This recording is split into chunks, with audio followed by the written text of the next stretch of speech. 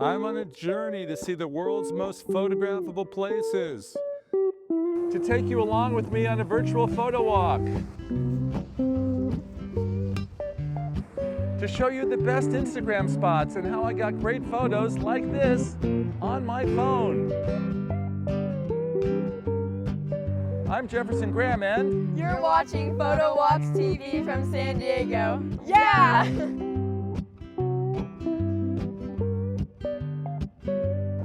Greetings from San Diego, a city so photogenic they put all the best photo spots right here on this mural from S to O, and we're going to explore all of them on today's episode of Photo Walks. In our first segment, it's all about sand, going over to Coronado Island and Chicano Park for the great murals. And then in our second segment, we're hitting the classic San Diego beaches, Balboa Park, and possibly a little roller coaster ride. And then as always, we've got photo tips in segment number 3. As always, I am making this TV show on the same camera that you probably have at home, a smartphone, because the later models of these things have gotten so good, there's no reason to lug big, heavy camera gear with you anymore on vacation. They do a yeoman's job, as you can see.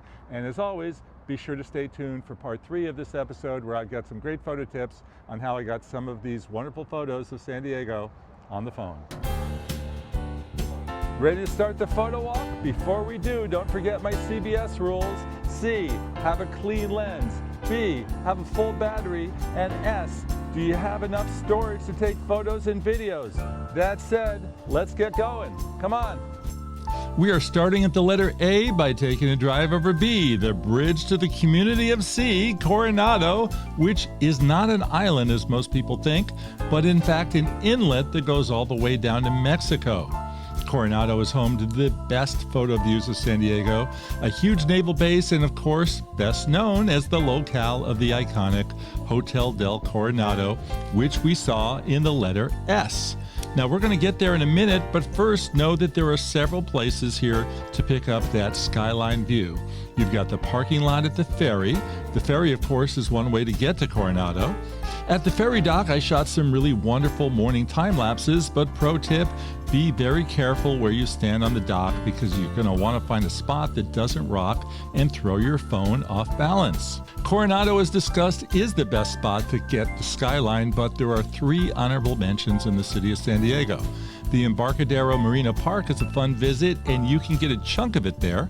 Harbor Island is even better with a fuller view, and if you're willing to climb to the top of Point Loma, well, you get a great vantage point to look down at all of San Diego.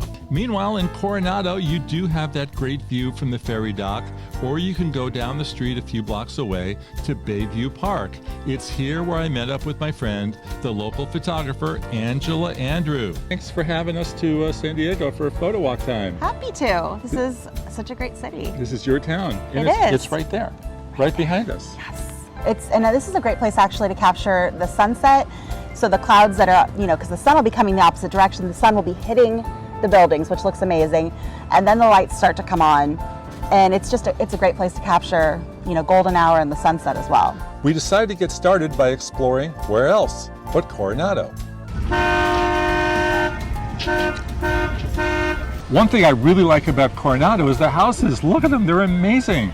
They are mind-blowing, and there's all different shapes and sizes, and almost all of them are impeccably kept up, and they're absolutely beautiful. And this is called the Baby Del that's right behind us. It's another classic Victorian. We began walking towards the Hotel Del, but first, something kind of caught my eye. Do you see a lot of skies looking like that here? Yeah, it's not uncommon. It's one of the perks of living in San Diego. Yes. If you can get down to the beach when there's clouds, it's miraculous every time. It's different every time, but it's miraculous no matter what. You can get some beautiful, beautiful shots. Our walk down Ocean Avenue was about 3 blocks away from the Hotel Del. I focused on the light rays while Angela got really, really low to have fun with the foreground. So the world-famous Del Coronado, yes, right behind us, where they made Someone Like It Hot, where The Wizard of Oz was composed. This is one of your favorite spots, just as a photographer, or just as a human being who loves to see an amazing old hotel? As a San Diegan and as a photographer, it's just It's so beautiful, and it speaks to, you know, a past time. It's so much history here. I just love it. First, we wanted to go inside and get a few shots. It's a fun, historic building with lots to look at photographically, but the best photographic action is actually outside. We asked several people where to get the best shot of the Del, and it was pretty much unanimous: the fountain side. Yes, it's really dramatic when you look at it from the beach, but there's so many distractions. The restaurant, the skating rink, you name it. It's hard to just focus on the building. Now, sure, you can get the dome from the beach side, but you'll see a lot more of it from the fountain side. Meanwhile, what we both really fell in love with was another baby Del, actually the first Del, the old boathouse, which is on the side of the building on the bay, which predates the original Del by a year, 1887. It was the prototype of the big Del. We just happened to be there at the perfect timing, which is the end of the day, magic hour, when the lights get turned on and you get all those beautiful reflections in the water. The images look great on Angela's Canon and my iPhone as well. After that, there was one more shot that Angela and I needed to get, which was the Del all lit up at night. If you come to visit, be sure to stick around for this.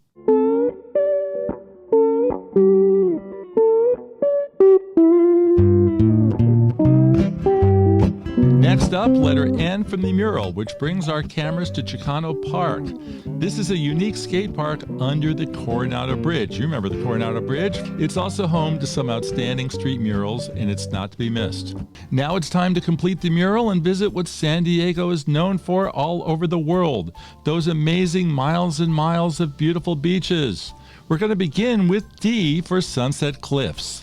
This happens to have 68 acres of views, hikes, cliff formations, caves, and so much to see.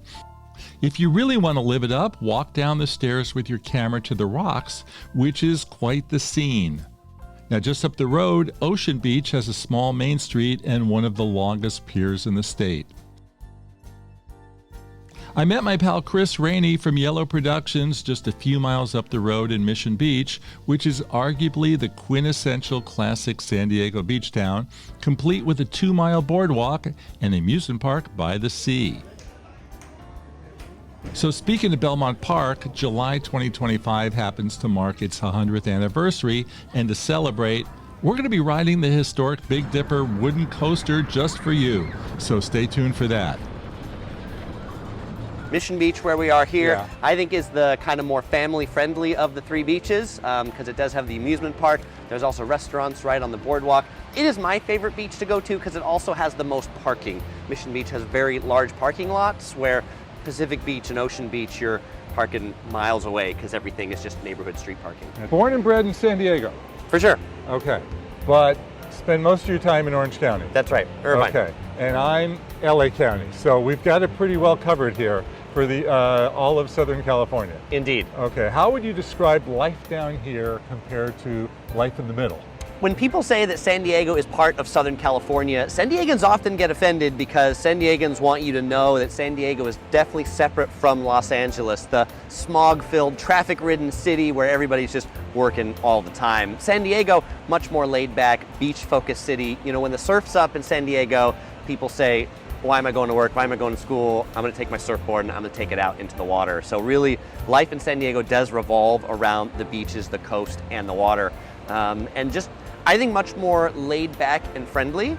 The thing that's maybe like a con of San Diego as compared to Orange County or Los Angeles is the new stuff doesn't come here as much. Like big touring bands don't come here because they're like, why would we?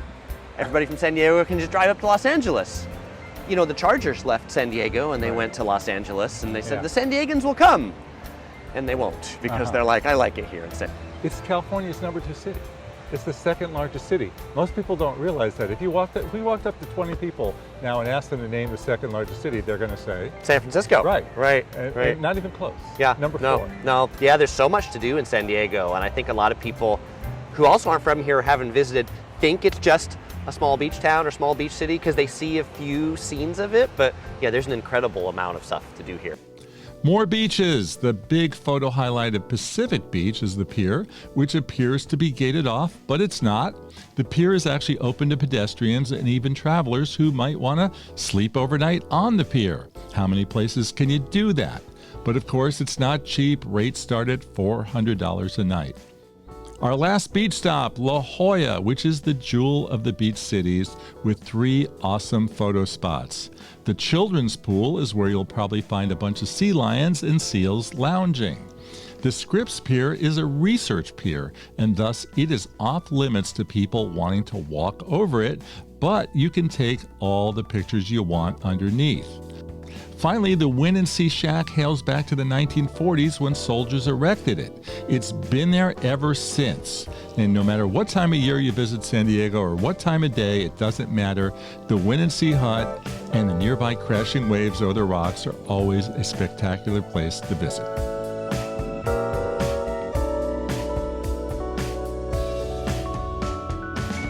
It's not waterfront, but up at the Cabrillo National Monument, you do get a great 360-degree view of the area, and it's a terrific lookout point from the Old Point Loma Lighthouse, that's the name, built in 1855. You can also pick up great views of the city from down the way at the Juan Cabrillo statue, built for the first European to set foot on the West Coast in 1542. On a clear day, you can probably get a great shot of the city and Coronado as well. Now back to the mural. E stands for the proximity to the Mexico border 15 miles away, which is honored at Old Town, a park that recreates what Mexican California must have been like back in the days of yore. The I is for Comic-Con, the big convention that brings thousands of people to attend every year. Now we're going to stretch here and also give the I as well to Little Italy, that section of town that happens to be one of the most popular areas of San Diego. It's where hundreds of Italian immigrants came in the early 1900s and made a living doing what they did back home, fishing. Now, do you like great authentic pizza and pasta? You'll get it here. But I would say on the weekends is one of the best times to come. You might want to take the trolley because parking is a bear. But there's a great farmer's market. I think it's on Saturday every week. And just the interactions with people. If you like to photograph people doing interesting things, it's a great place to do it. And that brings us around the corner to Balboa Park, which is the 1,200-acre gateway in the heart of downtown, which just happens to be home to 17 museums, theater, and incredible architecture dating back to 1915. This is highlighted by the stunning House of Charm. That's the building from the G of the mural. Balboa also happens to be, you guessed it, one of the greatest spots in San Diego, if not the best, for portrait photography. And it was there that we met up with our friend Angela once more. You have everything from architecture, you've got some great opportunities for street photography, and if you're into portraiture, you can't beat some of the corridors and the lighting in different areas of this park. Right, most people come here for all the museums. Right. And to spend a nice day at the park. I would come for photography. There's just so many great opportunities here, and the great thing about being here with you is that we're going to test them out. So this view here with this fountain and the pretty umbrellas, I actually got, I believe it was an honorable mention at the San Diego County Fair for a bracketed HDR image I did of this view. I was standing back over here and shooting really wide, and it's a really cool picture. And I did it in kind of those, unpopular garish HDR colors, but it actually looks spectacular, and I printed it on metallic paper. With the umbrellas? With the umbrellas. So I want to make use of the expanse and put you right in the middle. Okay. Right over here. Okay. Turn around. I love big wide open spaces like this. They make a portrait come alive. However, I found that when I tried to get this image with Angela, distractions were ruining the shot, namely the lighting fixtures, which were sticking out of Angela's head. So we moved to the side, which gave us the same sort of feel, but without the distractions. Which one do you prefer?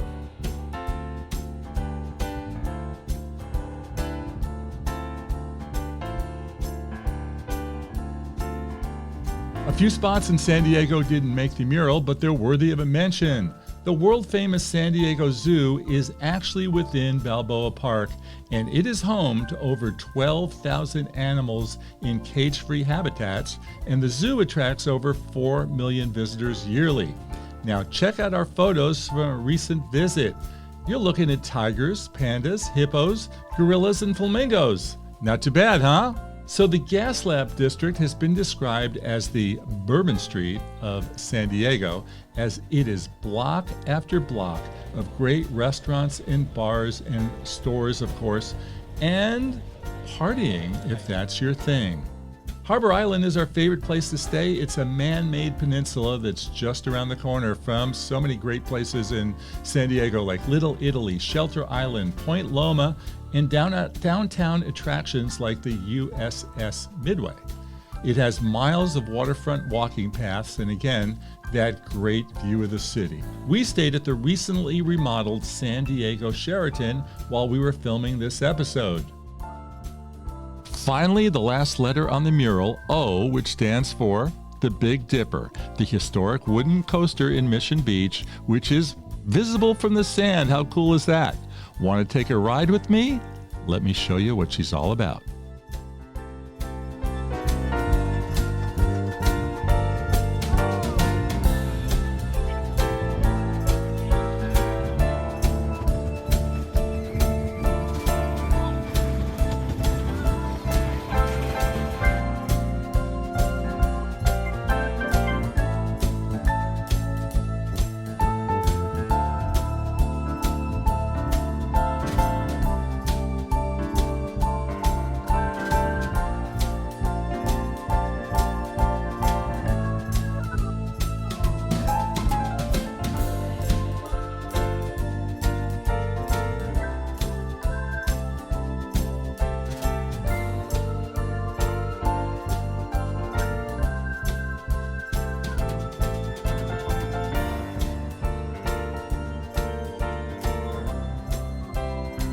When we come back from the break, It's photo tip time.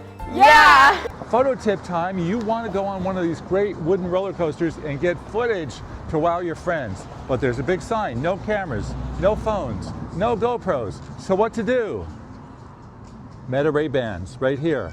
The Ray-Ban glasses have a built-in video camera. It's got some of the best video footage that I've ever seen, certainly on a roller coaster, and all you have to do is go like this to turn it on. And it's a white button that is very hard to see, but they're not going to take your sunglasses away from you. You know what I mean? Take a look at this footage.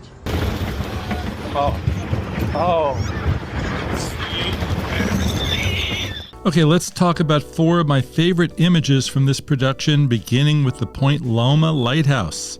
Now, I took dozens and dozens of photos of this lighthouse, but in the end, it comes down to the old timing is everything rule, because it wasn't until after the sun had fallen and the sky began to get darker that I hit gold.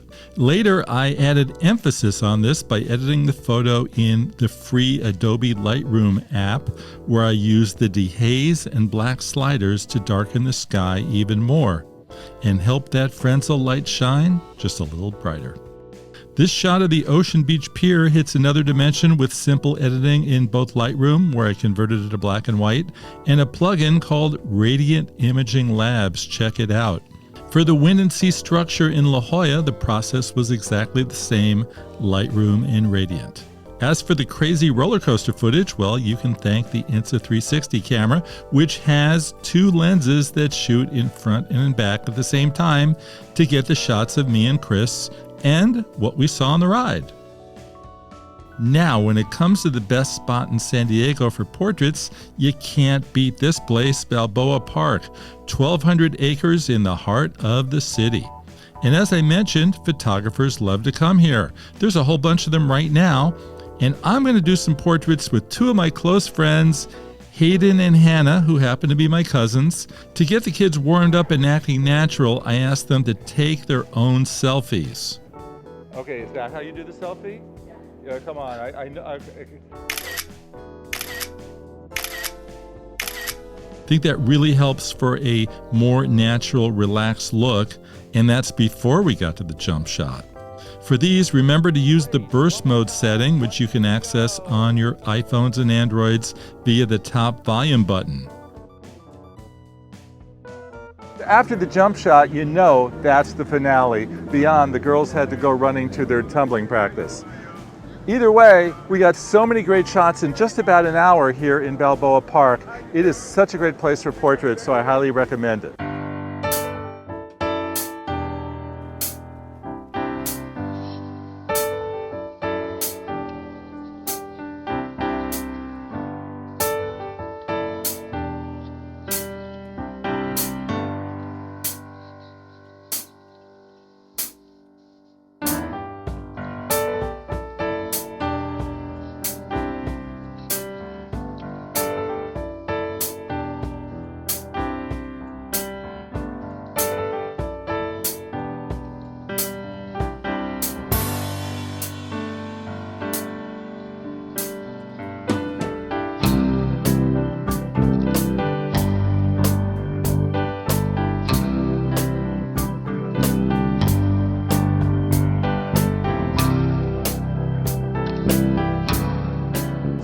And that's our San Diego photo walk from S to O. What a cool city. If you want to check out some of the places that we visited on this episode, be sure to go to the blog section of our PhotowalksTV.com website. Meanwhile, I'm Jefferson Graham, and I'll see you on the next photo walk.